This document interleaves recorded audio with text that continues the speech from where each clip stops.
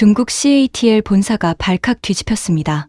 5년간 1조 1천억 원을 쏟아부은 연구가 쓸모없어질 수도 있다는 소식 때문이었습니다.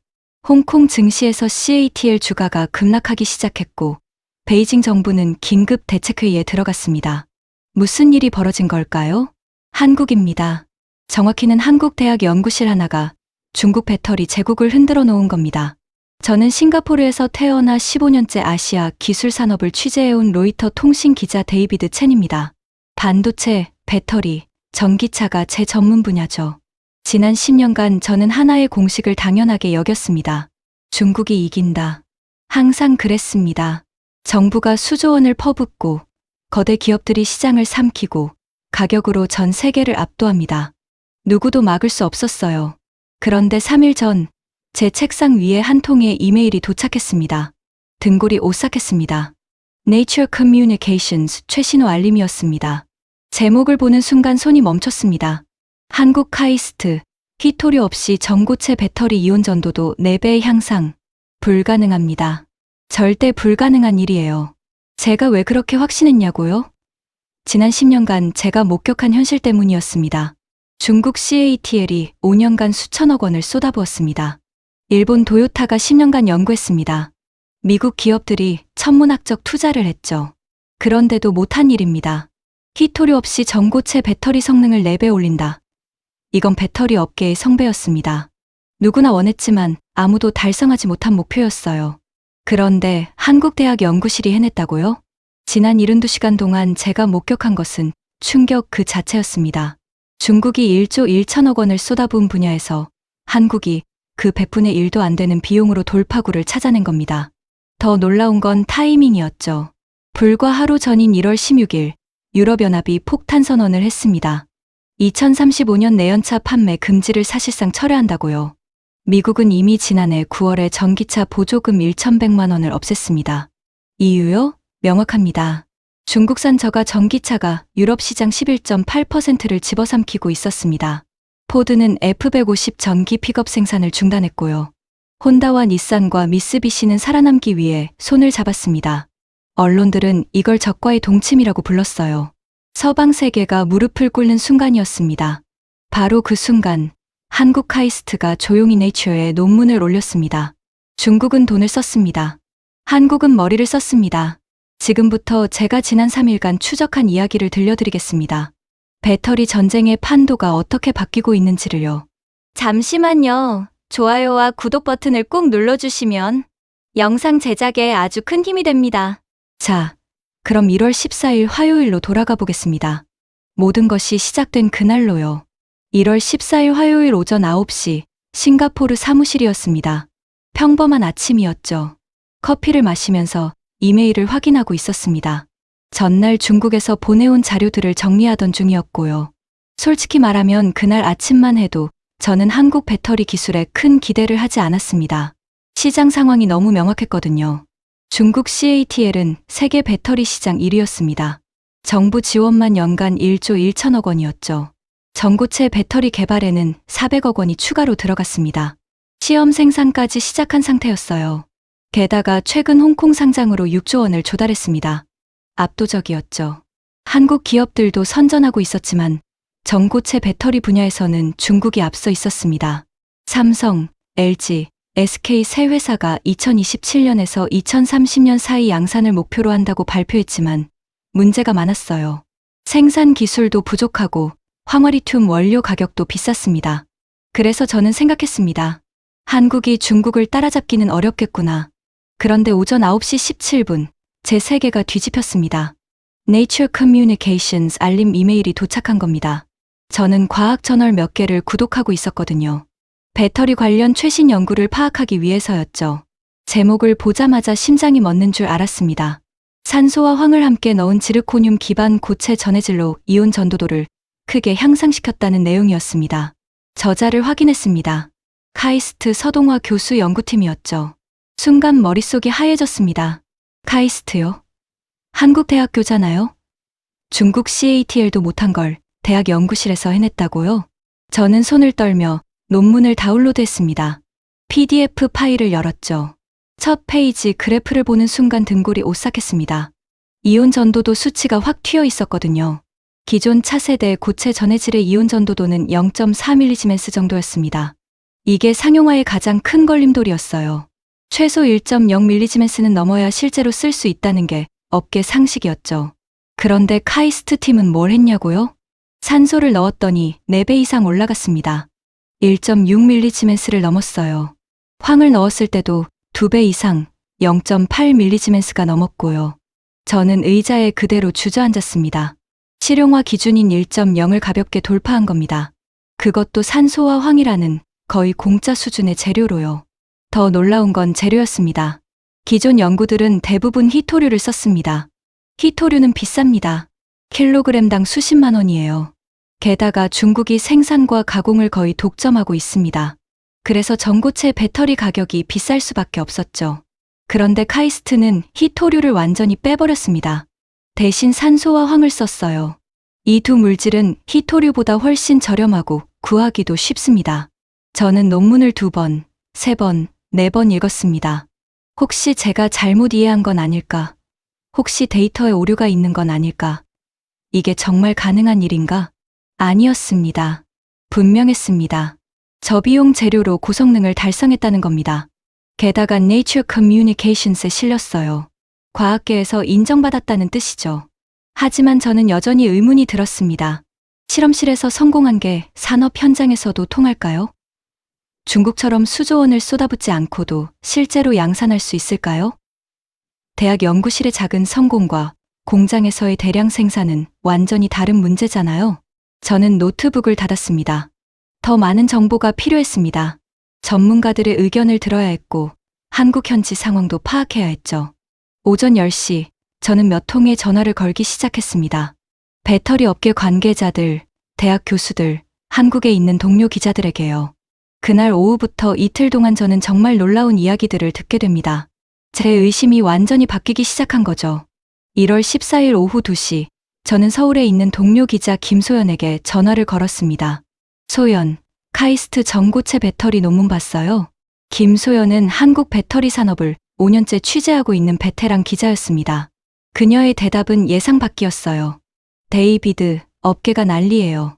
오전부터 전화가 끊이질 않아요. 삼성, LG, SK 모두 카이스트 논문을 분석하고 있대요. 정말요? 그렇게 중요한 건가요? 중요한 정도가 아니에요. 판을 바꿀 수 있어요. 그녀는 삼성 SDI 연구소 관계자와 통화한 내용을 들려줬습니다. 그 관계자는 이렇게 말했다고 하더군요. 희토류 제거는 우리도 시도했습니다. 하지만 성능이 떨어졌어요. 카이스트는 오히려 4배나 올렸습니다. 어떻게 한 건지 놀랍습니다. 저는 그날 오후 내내 전화를 걸었습니다. 싱가포르 난양공대 재료공학과 리 교수, 도쿄대 배터리 연구실 야마모토 교수, 미국 MIT 전기화학 연구소 스미스 박사까지요. 모두가 비슷한 반응을 보였습니다. 난양공대 리 교수는 이렇게 말했습니다. 데이비드, 이건 충격입니다. 산소와 황을 동시에 넣는 아이디어 자체는 새롭지 않아요. 하지만 실제로 4배 성능 향상을 이뤄낸 건 카이스트가 처음입니다. 구조를 원자 단위로 정밀하게 조절했다는 뜻이죠. 이 정도 수준은 솔직히 우리도 못했습니다. 도쿄대 야마모토 교수는 더 충격적인 말을 했습니다. 한국에 져버렸습니다. 일본 기업들이 지난 5년간 수천억 원을 투자했어요. 도요타, 파나소닉, 미쓰비시 모두 전고체 배터리 개발에 올인했죠. 그런데 이 수준에 도달하지 못했습니다. 카이스트는 대학 연구비로, 그것도 추정 수십억 원으로 해냈어요. 창의적 설계가 돈을 이긴 겁니다.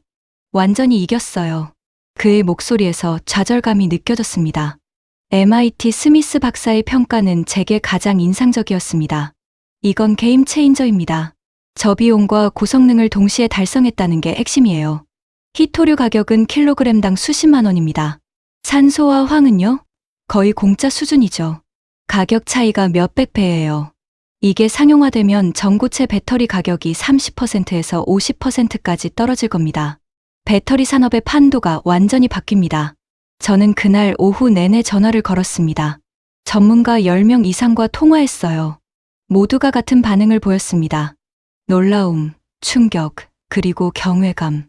1월 15일 수요일 아침, 저는 카이스트에 직접 전화를 걸었습니다. 서동화 교수와 통화하고 싶었거든요. 운 좋게도 교수님이 전화를 받아주셨습니다.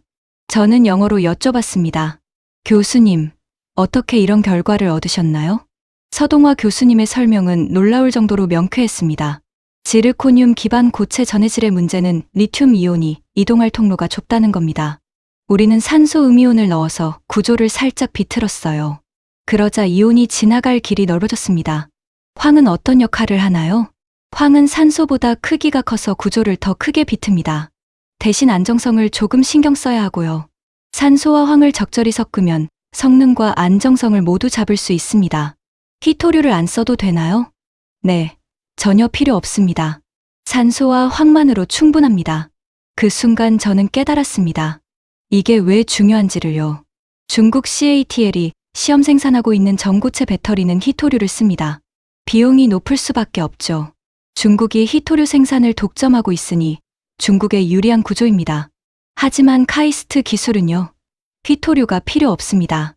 누구나 쓸 수 있는 재료로 더 좋은 성능을 냅니다. 중국의 원료 독점이 의미가 없어지는 거죠. 저는 교수님께 마지막 질문을 드렸습니다. 상용화는 언제쯤 가능할까요? 그건 기업들에 달려 있습니다. 원천 기술은 확보했습니다. 이제 대량 생산 기술을 개발해야 하죠. 한국 배터리 3사가 2027년부터 2030년 사이 양산을 목표로 하고 있잖아요. 우리 기술을 적용한다면 더 빨라질 수도 있습니다. 전화를 끊고 나서 저는 한동안 멍하니 앉아 있었습니다. 1월 14일 아침, 저는 한국 기술을 의심했습니다. 중국의 물량 공세를 이기기 어렵다고 생각했죠.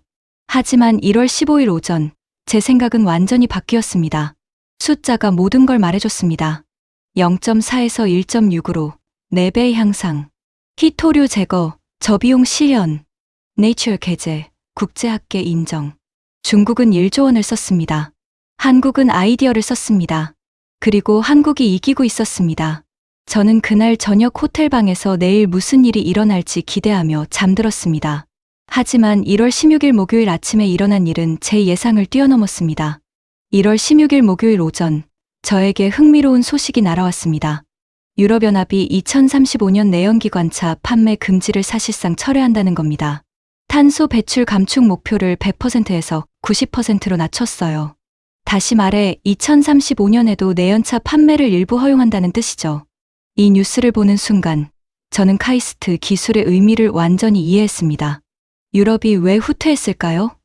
중국 때문이었습니다. 중국 전기차가 유럽 시장 11.8%를 차지하고 있었습니다. 신에너지차 수출은 전년 대비 2배로 늘었고요. BYD, NIO, 샤오펑 같은 회사들이 유럽 업체보다 30% 싸게 팔고 있었습니다. 폭스바겐, BMW, 메르세데스 모두 타격을 입었죠. 그래서 유럽 자동차 업계가 정부에 압력을 넣은 겁니다. 중국산 저가 전기차 공세와 에너지, 비용 상승을 이유로 내연차 금지 철회를 요구했어요. 미국도 비슷했습니다. 트럼프 행정부는 이미 2024년 9월에 전기차 세액공제 1,100만 원을 없앴습니다. 전기차보다 내연차를 우선하는 정책으로 돌아선 거죠. 글로벌 자동차 업계는 패닉 상태였습니다. 포드는 F150 전기 픽업 생산을 중단했습니다. 혼다, 닛산, 미쓰비시는 살아남기 위해 동맹을 맺었어요. 포드는 르노와 손잡고 폭스바겐은 리비안과 합작법인을 만들었습니다. 언론들은 이걸 적과의 동침이라고 불렀습니다. 경쟁사끼리 손잡는 건 그만큼 상황이 심각하다는 뜻이었죠. 그 순간 저는 깨달았습니다. 카이스트 기술이 왜 중요한지를요. 1월 16일 오후 저는 비교표를 만들었습니다. 중국 CATL 방식입니다.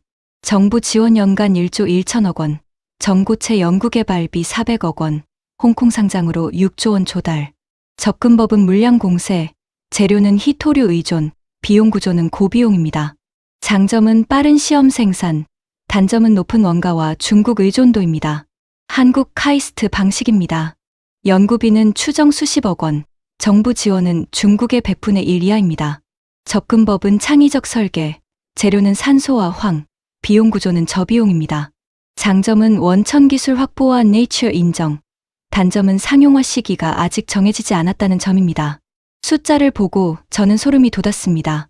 투자 효율성입니다. 중국 CATL은 1조 1천억 원을 쏟아부었습니다. 한국 카이스트는 추정 100억 원도 안 됩니다. 투자 금액 차이가 100배 이상입니다. 그런데 결과는요? 카이스트가 4배 성능을 달성했고 CATL은 아직 히토류 의존 구조를 벗어나지 못했습니다. 투자 대비 효율성에서 한국이 1000배 이상 압도한 겁니다. 바로 그때 베이징에 있는 제 동료에게서 긴급 메시지가 왔습니다.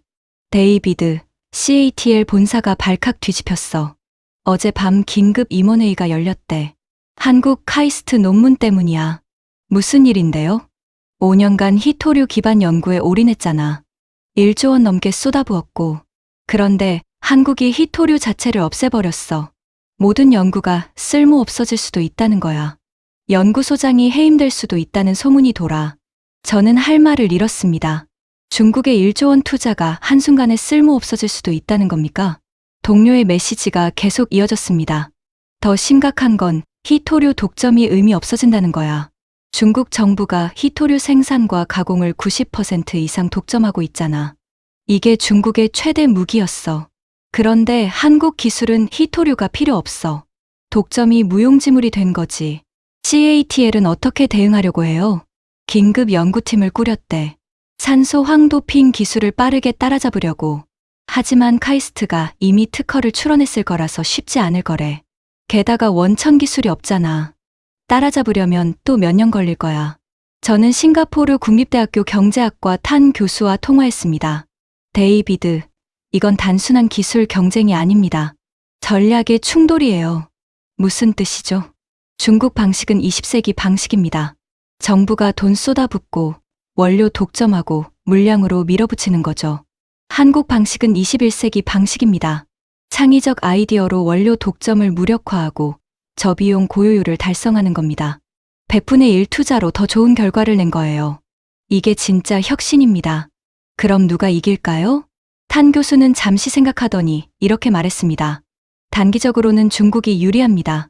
이미 시험 생산을 시작했으니까요.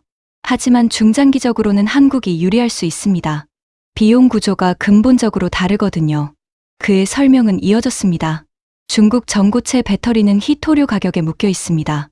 히토류 가격이 오르면 배터리 가격도 오릅니다. 하지만 한국 기술은요? 재료비가 거의 들지 않아요. 대량 생산만 되면 가격이 확 떨어질 겁니다. 저는 그날 저녁 호텔방에서 제 노트를 다시 펼쳤습니다. 이틀 전만 해도 저는 중국의 압도적 우위를 당연하게 여겼습니다. 1조 원 지원, 6조 원 조달, 시험 생산 시작. 이기기 어려운 상대처럼 보였죠. 하지만 카이스트 논문 하나가 그 구도를 흔들어 놨습니다. 돈으로는 이길 수 없을 것 같았던 경쟁에서 한국이 아이디어로 돌파구를 찾은 겁니다. 중국은 히토류에 의존합니다. 한국은 히토류가 필요 없습니다. 중국은 고비용 구조입니다. 한국은 저비용 구조입니다. 중국은 물량 공세입니다. 한국은 기술 창의성입니다. 누가 이길까요? 아직은 모릅니다. 중국은 이미 시험 생산 단계고 한국은 아직 실험실 단계니까요. 하지만 한 가지는 확실합니다. 경쟁이 이제 시작됐다는 겁니다. 그리고 한국이 결코 불리하지 않다는 거죠. 다음 날부터 더 놀라운 일들이 벌어지기 시작했습니다. 1월 17일 금요일 오전, 오늘입니다. 저는 오전 7시에 일어나 노트북을 켰습니다. 이메일함을 확인하는 순간 깜짝 놀랐습니다. 밤사이 50통이 넘는 이메일이 와 있었거든요. 독일 폭스바겐 연구소, 일본 도요타 관계자, 프랑스 르노 배터리 개발팀, 미국 테슬라, 공급망 담당자까지요. 모두 같은 내용이었습니다.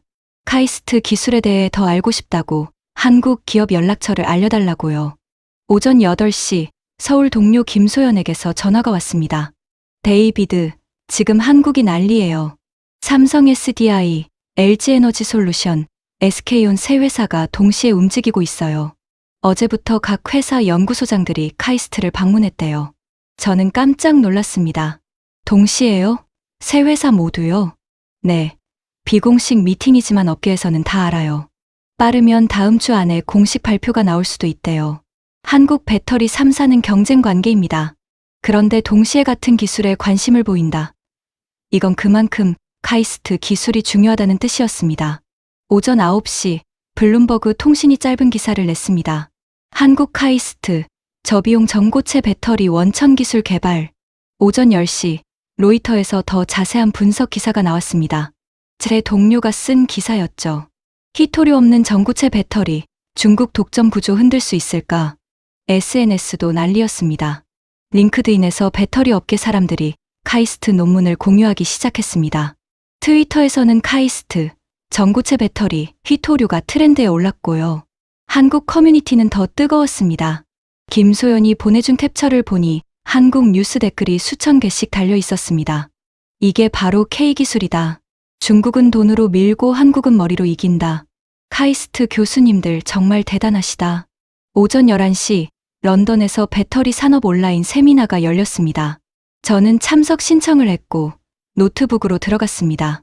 발표자는 영국 임페리얼 칼리지 배터리 연구소 소장이었습니다. 그의 발표 제목이 인상적이었어요. 전고체 배터리 경쟁의 새로운 변수, 한국의 저비용 고성능 전략. 그는 슬라이드에 카이스트 논문을 띄워놓고 설명했습니다. 중국은 지난 5년간 수조 원을 투자했습니다. 정부 지원도 엄청났죠. 하지만 비용 문제를 해결하지 못했습니다. 히토류 가격이 계속 오르고 있거든요. 다음 슬라이드로 넘어갔습니다. 반면 한국 카이스트는 근본적으로 다른 접근을 했습니다. 히토류를 아예 제거했어요. 산소와 황이라는 저렴한 재료로 더 좋은 성능을 냈습니다. 이게 상용화되면 전고체 배터리 가격이 확 떨어질 겁니다. 질의응답 시간에 누군가 물었습니다. 중국이 가만히 있을까요? 그는 웃으며 대답했습니다. 물론 아니죠. 중국도 비슷한 연구를 시작할 겁니다. 하지만 원천 기술은 한국이 먼저 확보했습니다. 네이처에 논문을 낸 건 국제학계의 인정을 받았다는 뜻이죠. 특허도 출원했을 겁니다. 세미나가 끝나고 저는 채팅창에 쏟아지는 댓글들을 봤습니다. 한국 기술이 정말 인상적이네요. 삼성이나 LG가 빨리 상용화했으면 좋겠어요. 중국 의존도를 낮출 수 있는 좋은 기회입니다. 오후 12시 베이징에 있는 제 동료에게서 메시지가 왔습니다. 데이비드, CATL이 긴급 연구팀을 꾸렸대요. 산소 황도핑 기술을 빠르게 따라잡으려고요. 하지만 카이스트가 이미 특허를 출원했을 거라서 쉽지 않을 거래요. 중국도 움직이기 시작한 겁니다. 하지만 늦었어요. 원천 기술은 이미 한국이 확보했으니까요. 오후 1시 저는 싱가포르 금융가에서 일하는 배터리 산업 분석가에게서 자료를 받았습니다. 제목이 인상적이었습니다. 카이스트 기술이 상용화될 경우 시장 파급 효과 분석. 주요 내용을 요약하면 이렇습니다. 첫째, 전고체 배터리 가격이 30%에서 50% 떨어질 것으로 예상됩니다. 히토류 비용이 사라지기 때문이죠. 둘째, 한국 배터리 3사의 시장 점유율이 올라갈 가능성이 있습니다. 현재 중국 CATL이 1위지만 저비용 경쟁력이 생기면 판도가 바뀔 수 있습니다. 셋째, 글로벌 자동차 회사들이 중국 의존도를 낮출 수 있는 기회가 생깁니다. 유럽과 미국 회사들이 가장 환영할 부분이죠. 넷째, 전기차 보급이 빨라질 수 있습니다. 배터리 가격이 떨어지면 전기차 가격도 떨어지니까요. 저는 이 자료를 읽으면서 생각했습니다. 단순한 기술 개발이 아니구나. 산업 구조 자체를 바꿀 수 있는 일이구나. 오후 2시, 저는 카이스트 서동화 교수님께 다시 전화를 드렸습니다. 교수님, 업계 반응이 뜨겁습니다. 한국 기업들이 모두 관심을 보이고 있어요. 교수님은 담담하게 대답하셨습니다. 저희는 원천 기술만 개발했습니다. 상용화는 기업들의 몫이죠. 다행히 한국 기업들이 준비가 잘 되어 있는 것 같아요. 앞으로 어떻게 될 것 같으세요? 빠르면 몇 주 안에 한국 기업들이 구체적인 계획을 발표할 겁니다. 2027년부터 순차적으로 양산이 시작될 것으로 예상하고 있습니다. 불과 3일 만에 판이 바뀌었습니다. 1월 14일 카이스트 논문 발표. 저는 의심했습니다. 1월 15일 전문가들이 놀랐습니다. 저도 놀랐습니다. 1월 16일 글로벌 맥락이 명확해졌습니다. 1월 17일 오늘 업계가 움직이고 있습니다. 이제 남은 건 하나입니다. 한국 기업들이 언제 어떻게 움직일 것인가? 그 답이 곧 나왔습니다. 1월 17일 오후 3시 제 휴대폰이 울렸습니다.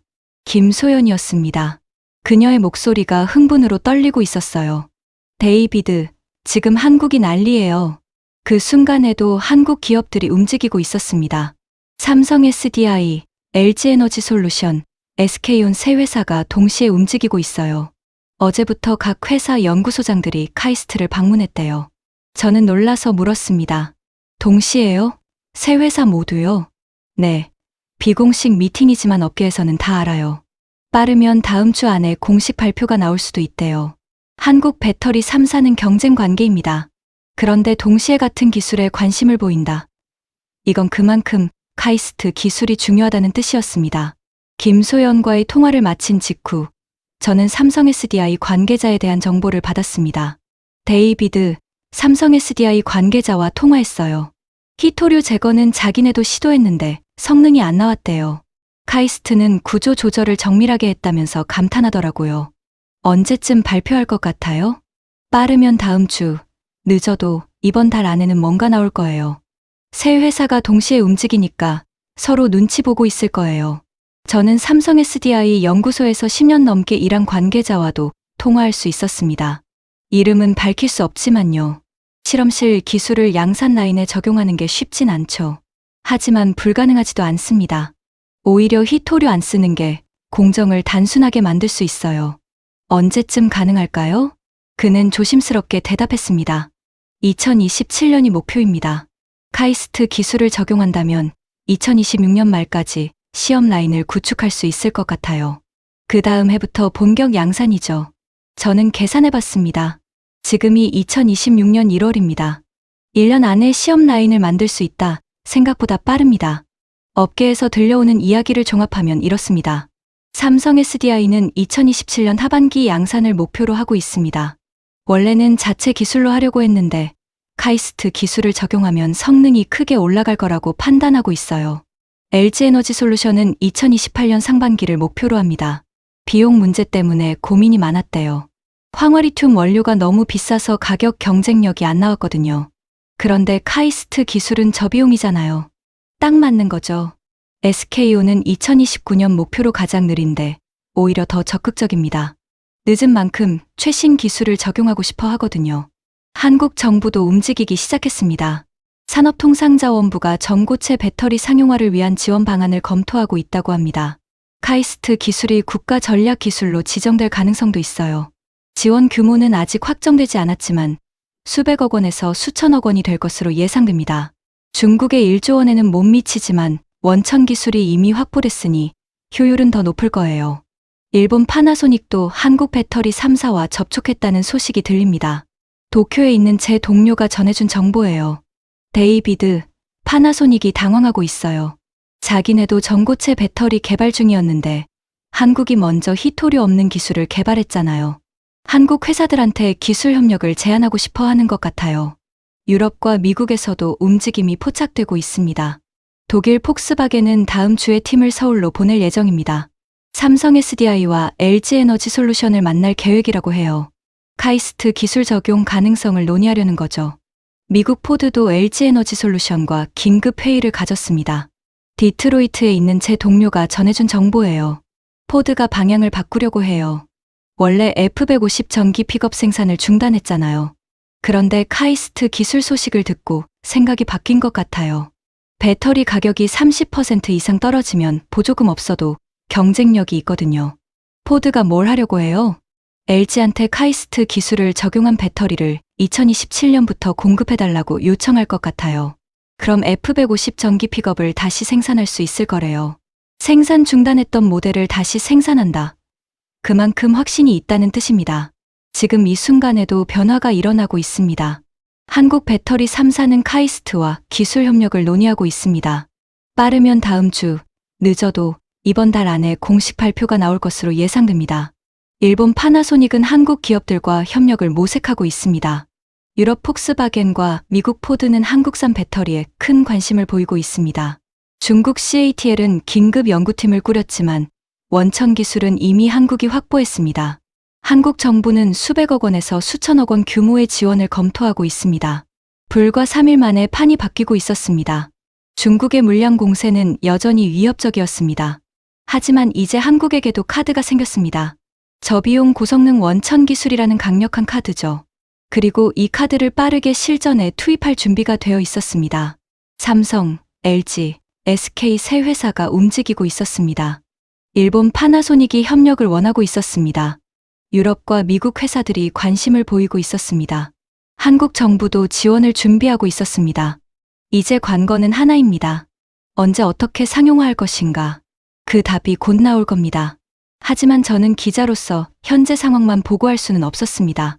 이 모든 움직임이 앞으로 어떤 결과로 이어질지, 글로벌 시장이 어떻게 재편될지 전망해야 했죠. 제가 지난 3일간 수집한 정보를 바탕으로 미래를 그려보겠습니다. 그렇다면 앞으로 세계는 어떻게 반응할까요? 저는 지난 3일간 수집한 정보를 바탕으로 글로벌 시장의 대응 시나리오를 정리해봤습니다. 첫 번째, 유럽의 선택입니다. 유럽이 직면한 문제는 명확했습니다. 중국 저가 전기차 공세로 패닉 상태에 빠졌고, 그래서 2035년 내연차 금지를 철회했죠. 하지만 대안이 없었습니다. 저는 1월 17일 오후 런던에 있는 자동차 산업 분석가 제임스 윌슨과 통화했습니다. 유럽은 지금 딜레마에 빠져 있어요. 중국산 전기차는 싸지만 중국에 의존하고 싶지 않거든요. 그런데 유럽 자체 배터리 기술은 비용이 너무 높아요. 카이스트 기술이 어떻게 도움이 될까요? 한국이 희토류 없는 저비용 배터리를 만들 수 있다면 유럽 회사들이 한국산 배터리를 쓸 겁니다. 중국과 가격 경쟁을 할 수 있게 되니까요. 제 예상으로는 이렇게 될 것 같습니다. 2027년 하반기 삼성 SDI가 카이스트 기술을 적용한 전고체 배터리 양산을 시작합니다. 폭스바겐이 첫 고객이 될 가능성이 높아요. 2028년 상반기 LG에너지 솔루션도 양산을 시작합니다. 르노와 스텔란티스가 관심을 보일 겁니다. 2029년 SK온까지 합류하면 한국 배터리 3사가 모두 저비용 전고체 배터리를 공급하게 됩니다. 유럽 자동차 회사들은 한국산 배터리로 중국과 가격 경쟁을 할 수 있게 됩니다. 그러면 2035년 내연차 금지 정책을 다시 추진할 수도 있어요. 이번에는 중국이 아니라 한국과 손잡고요. 다음은 미국입니다. 미국도 비슷한 상황입니다. 트럼프 행정부가 전기차 보조금을 없앤 건 중국 의존도를 낮추려는 전략이었어요. 하지만 대안이 없어서 내연차로 회귀하는 정책을 폈죠. MIT 에너지 연구소 교수가 온라인 세미나에서 한 말이 기억납니다. 미국이 직면한 가장 큰 문제는 중국 의존도입니다. 배터리 핵심 원료의 90%를 중국이 생산하거나 가공해요. 그런데 한국이 희토류 없는 전고체 배터리를 개발했습니다. 이건 중국 원료 의존도를 낮출 수 있는 첫 번째 실질적 대안입니다. 제 예상은 이렇습니다. 2027년부터 미국 자동차 회사들이 한국산 배터리 도입을 시작할 겁니다. 포드가 F150 전기 픽업 생산을 재개할 가능성이 높아요. GM과 크라이슬러도 뒤따를 것 같고요. 배터리 가격이 30% 이상 떨어지면 보조금 없이도 내연차와 가격 경쟁이 가능합니다. 그러면 미국 정부도 전기차 정책을 다시 고려할 수 있어요. 중요한 건 안보 문제입니다. 미국은 중국 의존도를 낮추고 싶어 합니다.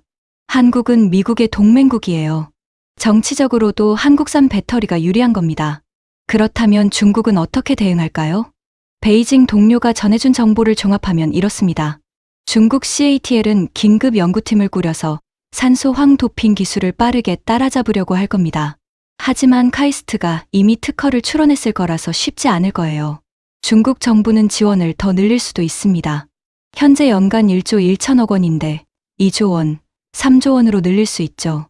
하지만 근본적인 문제는 해결되지 않습니다. 희토류 의존 구조는 그대로니까요.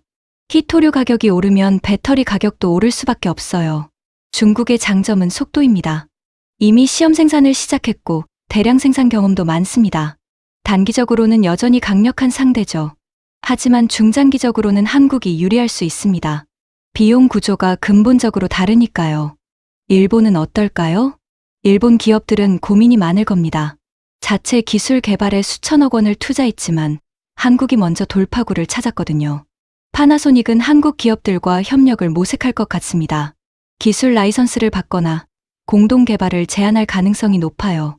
도요타와 혼다도 관심을 보일 겁니다. 일본 자동차 회사들도 중국 의존도를 낮추고 싶어 하니까요. 그렇다면 한국 배터리 산업의 미래는요? 제 예상으로는 이렇습니다. 2027년부터 2030년 사이 한국 배터리 3사가 순차적으로 카이스트 기술을 적용한 전고체 배터리 양산을 시작합니다. 2030년까지 한국 배터리 3사의 세계 시장 점유율이 크게 올라갈 겁니다.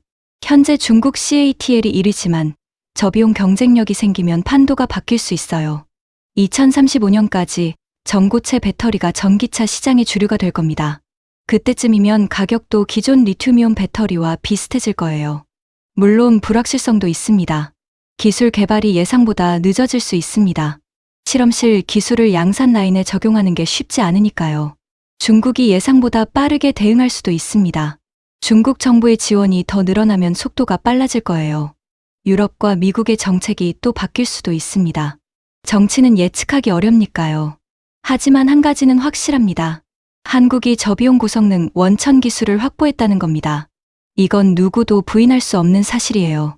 그리고 이 기술이 상용화되면 배터리 전쟁의 판도가 바뀔 겁니다. 중국의 물량 공세에 대응할 수 있는 카드가 생긴 거죠. 그렇다면 가장 중요한 질문이 남았습니다. 한국은 구체적으로 언제, 어떻게 이 기술을 상용화할 것인가? 저는 업계 관계자들과 전문가들에게 들은 이야기를 바탕으로 한국의 상용화 로드맵을 그려봤습니다. 먼저 2026년 말까지의 움직임입니다.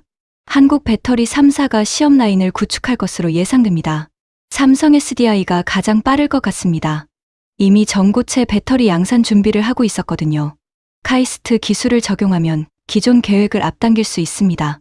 시험 라인에서는 소량 생산을 시작합니다. 하루에 몇백 개 정도요. 이 단계에서 공정을 최적화하고 품질을 검증합니다. 2027년 상반기 파일럿 라인이 가동됩니다. 파일럿 라인은 시험 라인보다 큰 규모예요. 하루에 몇천 개를 생산할 수 있죠. 이 단계에서 실제 자동차에 탑재해서 테스트를 시작합니다. 유럽과 미국 자동차 회사들이 이 배터리를 받아서 자기네 차에 장착해 볼 겁니다. 성능이 검증되면 본격 주문이 들어오겠죠.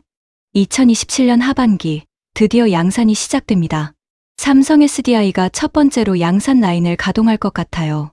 처음에는 고가 차량에 들어갑니다. 프리미엄 전기차 시장을 먼저 공략하는 거죠. 가격은 기존 리튬이온 배터리보다 조금 비쌀 겁니다. 하지만 성능이 훨씬 좋아요. 충전 시간이 짧고 주행거리가 길고 화재 위험이 없으니까요.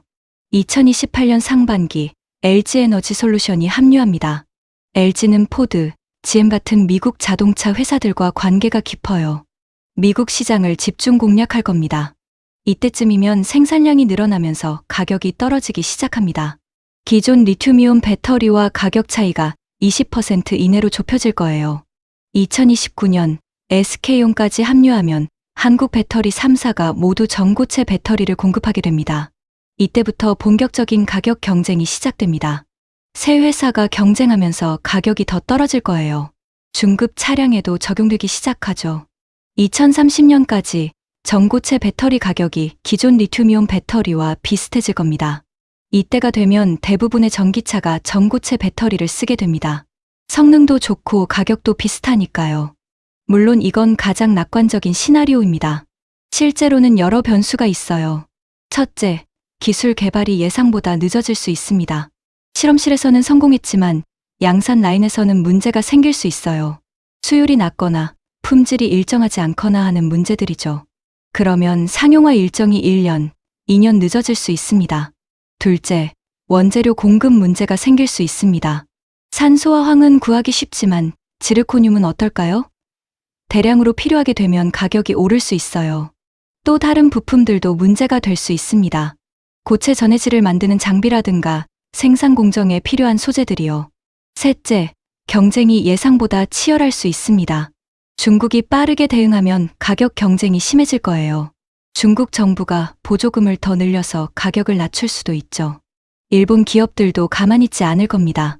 파나소닉, 도요타가 자체 기술을 개발할 수도 있어요. 넷째, 시장 수요가 예상과 다를 수 있습니다. 전기차 시장이 예상보다 빠르게 성장하면 공급이 부족할 수 있어요. 반대로 성장이 둔화되면 과잉 투자가 될 수도 있죠. 유럽과 미국의 정책 변화도 영향을 줄 겁니다. 보조금이 다시 생기거나 규제가 강화되면 수요가 늘어날 거예요. 그럼에도 불구하고 저는 낙관적입니다. 왜냐하면 한국이 원천 기술을 확보했기 때문입니다. 원천 기술이 있으면 문제가 생겨도 해결할 수 있어요. 수율이 낮으면 공정을 개선하면 되고 원재료가 부족하면 대체재를 찾으면 됩니다.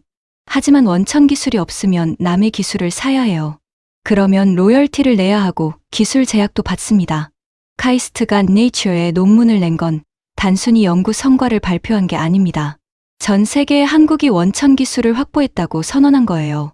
그리고 특허도 출원했을 겁니다. 다른 나라가 따라하려고 해도 특허 장벽이 있어요. 이게 바로 한국의 강점입니다. 중국은 돈이 많습니다. 정부 지원을 늘리면 됩니다. 하지만 원천 기술은 돈으로 살 수 없어요. 창의적 아이디어와 오랜 연구가 필요하죠. 한국은 그걸 해냈습니다.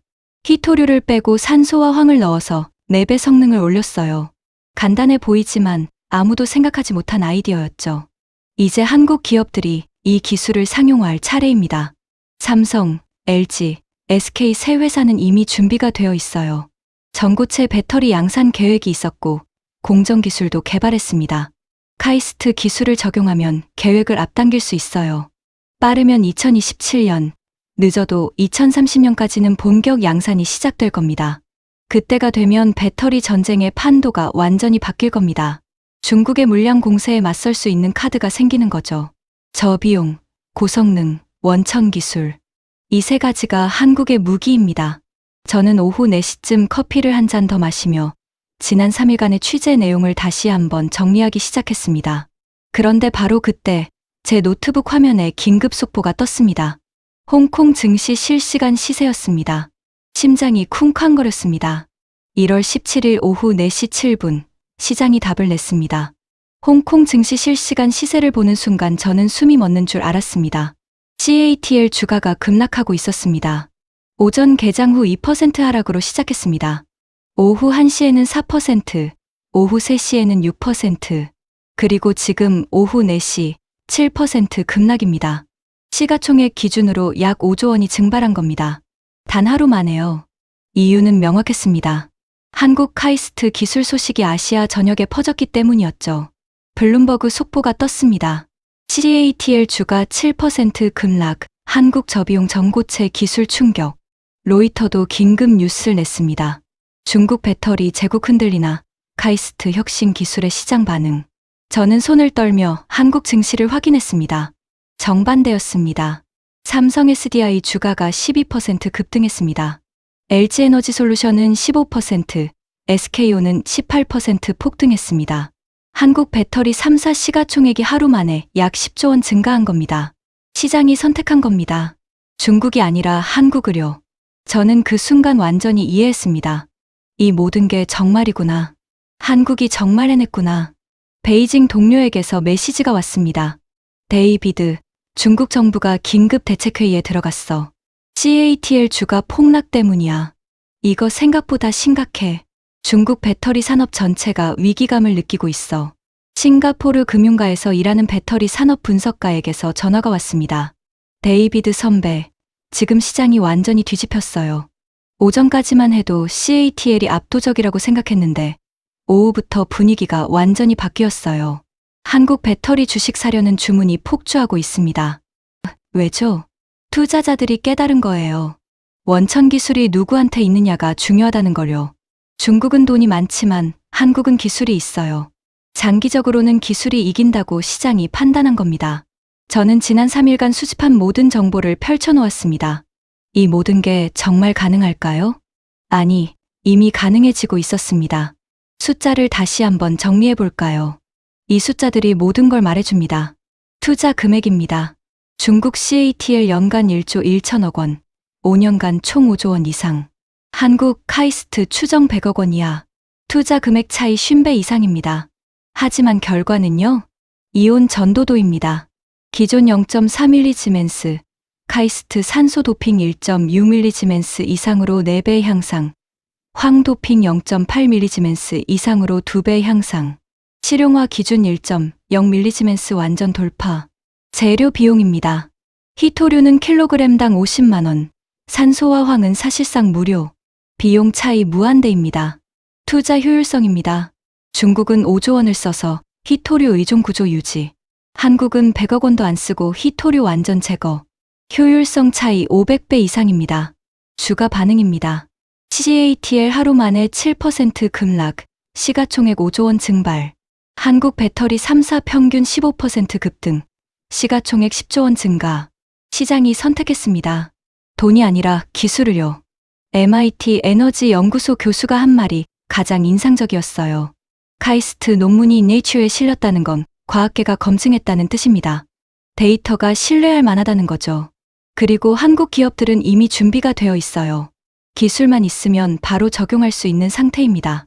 2027년부터 시장 판도가 바뀔 겁니다. 싱가포르 국립대 경제학과 탄 교수는 더 직설적이었습니다. 이건 돈과 아이디어의 싸움입니다. 중국은 5조 원을 쏟아부었어요. 하지만 한국은 100억 원으로 더 좋은 결과를 냈습니다. 장기적으로는 아이디어가 이길 수밖에 없어요. 효율성이 500배 차이 나는데 어떻게 이기겠어요? 시장이 이미 답을 냈잖아요. 영국 임페리얼 칼리지 배터리 연구소 소장도 비슷하게 말했습니다. 히토류 의존도를 제거한 게 핵심입니다. 중국이 원료를 독점하고 있었는데 그게 의미가 없어진 거예요. 이제 누구나 저비용으로 고성능 배터리를 만들 수 있습니다. 중국의 최대 무기가 무력화된 겁니다. 한국이 게임의 룰을 바꿔버렸어요. 물론 중국도 강력합니다. 여전히 세계 1위예요. 정부 지원도 엄청나고 생산 능력도 압도적이죠. 하지만 이제 한국도 맞설 수 있습니다. 원천 기술이 있으니까요. 저비용 구조니까요. 글로벌 파트너들이 관심을 보이니까요. 그리고 가장 중요한 건 타이밍입니다. 유럽과 미국이 바로 지금 대안을 찾고 있어요. 중국 의존도를 낮추고 싶어 하는데 마땅한 선택지가 없었죠. 그런데 한국이 나타난 겁니다. 저비용 고성능 기술을 들고요. 유럽과 미국 입장에서는 한국이 최적의 파트너예요.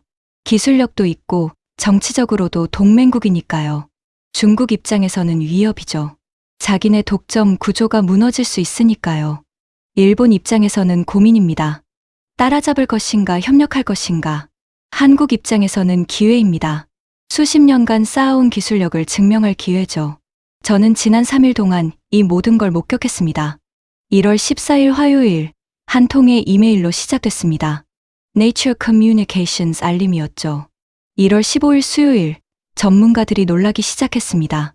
4배 성능 향상, 히토류 제거, 이게 가능하냐고요. 1월 16일 목요일 글로벌 맥락이 명확해졌습니다. 유럽이 내연차 금지를 철회했고 미국은 보조금을 없앴어요. 중국 공세 때문이었죠. 1월 17일 금요일 오늘 업계가 움직이기 시작했습니다. 한국 기업들이 카이스트와 협력을 논의하고 있고 유럽과 미국 회사들이 관심을 보이고 있어요. 불과 3일 만에 판이 바뀌기 시작한 겁니다. 앞으로 어떻게 될까요?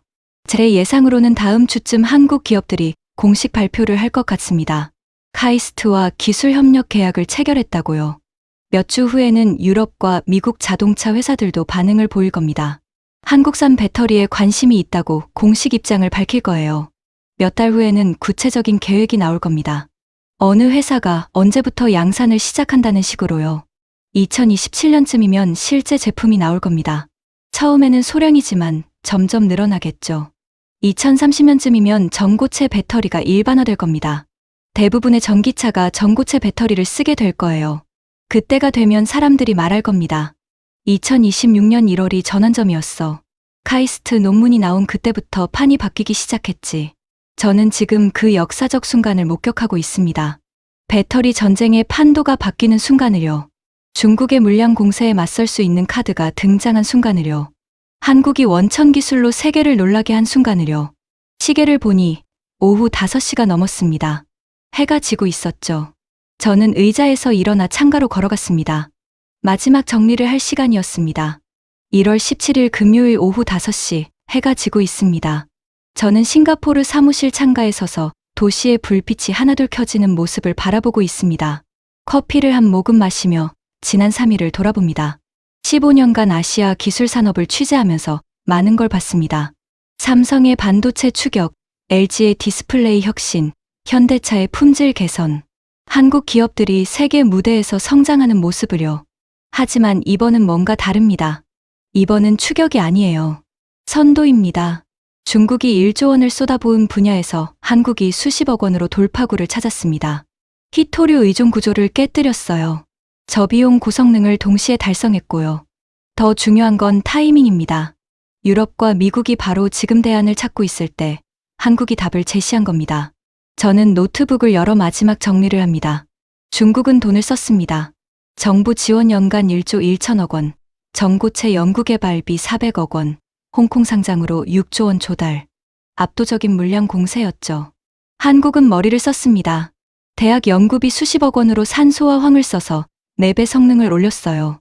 네이처에 논문을 냈고 국제학계의 인정을 받았죠. 어느 쪽이 이길까요? 단기적으로는 중국이 유리합니다. 이미 시험 생산을 시작했고 대량 생산 경험도 많으니까요. 하지만 중장기적으로는 한국이 유리할 수 있습니다. 원천 기술을 확보했고 비용 구조가 근본적으로 다르니까요. 가장 중요한 건 경쟁이 이제 시작됐다는 겁니다. 중국의 독주 체제가 흔들리기 시작했어요. 한국이 맞설 수 있는 카드를 얻었으니까요. 앞으로 몇 년간 치열한 경쟁이 벌어질 겁니다. 중국은 정부 지원을 늘릴 거예요. 연구 속도를 높이고 생산량을 늘릴 겁니다. 한국은 상용화를 서두를 거예요. 2027년부터 순차적으로 양산을 시작할 겁니다. 일본도 가만히 있지 않을 거예요. 자체 기술을 개발하거나 한국과 협력을 모색할 겁니다. 유럽과 미국은 선택을 해야 합니다. 중국과 계속할 것인가, 한국과 손잡을 것인가. 이 경쟁의 결과는 아직 모릅니다. 하지만 한 가지는 확실합니다. 한국이 더 이상 추격자가 아니라는 겁니다. 이제 선도자 중 하나가 됐어요. 카이스트 서동화 교수님이 한 말이 떠오릅니다. 저희는 원천 기술만 개발했습니다. 상용화는 기업들의 몫이죠. 겸손한 말씀이지만 그 의미는 엄청납니다. 원천 기술을 확보했다는 건 게임의 룰을 바꿀 수 있다는 뜻이에요. 남의 기술을 따라가는 게 아니라 자기만의 길을 만들 수 있다는 거죠. 그게 바로 한국이 해낸 일입니다. 저는 창밖을 바라봅니다. 저 멀리 불빛들이 반짝이고 있어요. 3일 전만 해도 저는 중국의 압도적 우위를 당연하게 여겼습니다. 1조 원 지원, 6조 원 조달, 시험 생산 시작. 이기기 어려운 상대처럼 보였죠. 하지만 3일 후 오늘, 제 생각은 완전히 바뀌었습니다. 돈으로 이길 수 없을 것 같았던 경쟁에서 아이디어로 돌파구를 찾을 수 있다는 걸 알았어요. 물량 공세에 맞서 기술 창의성으로 대응할 수 있다는 걸 봤습니다. 희토류 독점에 의존하지 않고 저비용 대안을 만들 수 있다는 걸 확인했죠. 이게 바로 한국의 힘입니다. 큰 나라는 아니에요. 자원도 별로 없죠. 하지만 사람이 있습니다. 교육이 있고 기술이 있어요. 카이스트 연구팀이 증명했습니다. 아이디어와 창의성으로 세계를 놀라게 할 수 있다는 걸요. 이제 한국 기업들이 증명할 차례입니다.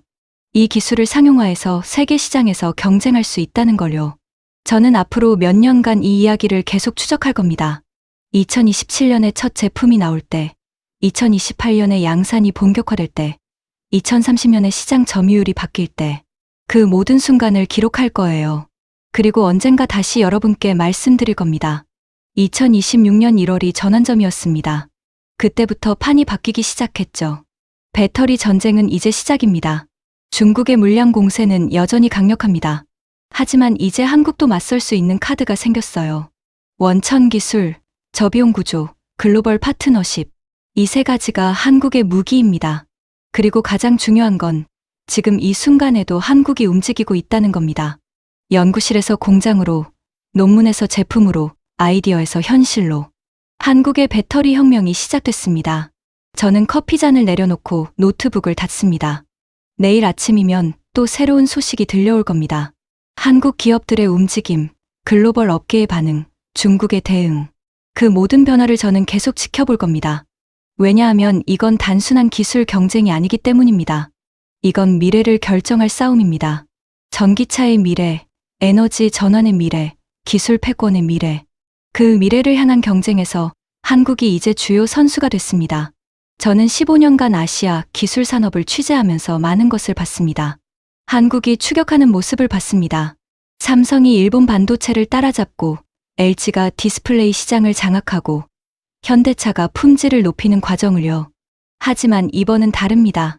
이번은 추격이 아닙니다. 선도입니다. 한국이 세계 최초로 희토류 없는 고성능 전고체 배터리를 개발했습니다. 중국도, 일본도, 미국도 하지 못한 일을 해냈어요. 그것도 5조 원이 아니라 100억 원으로요.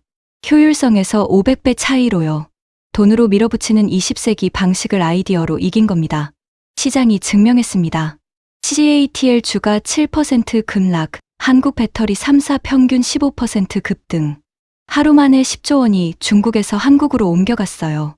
돈이 기술 앞에 무릎을 꿇었습니다. 앞으로 누가 이길지는 아직 모릅니다. 중국은 여전히 강력합니다. 정부 지원을 더 늘릴 수 있고 생산 능력도 압도적이죠. 하지만 한 가지는 확실합니다. 한국이 더 이상 추격자가 아니라는 겁니다. 이제 선도자 중 하나가 됐어요. 원천 기술을 확보했습니다. 네이처에 논문을 냈습니다.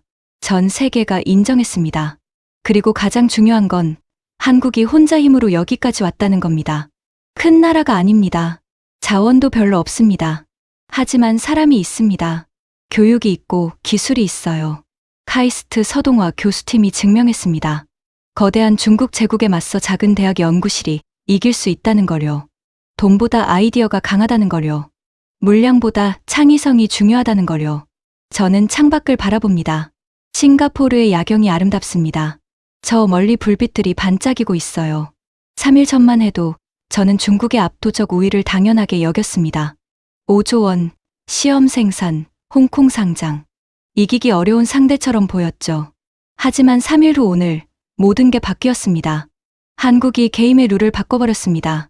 히토류 독점이 의미 없어졌습니다. 물량 공세가 통하지 않게 됐습니다. 돈보다 기술이 중요해졌습니다.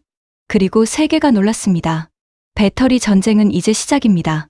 중국의 물량 공세는 여전히 강력합니다. 하지만 이제 한국도 맞설 수 있는 카드가 생겼어요. 원천 기술, 저비용 구조, 글로벌 파트너십, 그리고 시장의 선택. 이 네 가지가 한국의 무기입니다. 저는 마지막으로 제 노트에 한 문장을 적습니다. 2026년 1월 14일, 한국이 세계를 바꾸기 시작했다. 중국은 돈으로 밀었습니다. 5조 원을 쏟아부었죠. 한국은 머리로 이겼습니다. 100억 원으로요. 효율성 500배 차이. 이게 진짜 혁신입니다. 앞으로 누가 이길지는 아직 모릅니다. 하지만 한 가지는 분명합니다. 한국이 세계를 놀라게 했다는 것. 그리고 이제 막 시작됐다는 것. 1월 17일 금요일 저녁, 배터리 전쟁의 새로운 장이 열렸습니다. 세계가 한국을 주목하고 있습니다. 그리고 저는 이렇게 말할 수 있습니다. 한국의 시대가 오고 있습니다.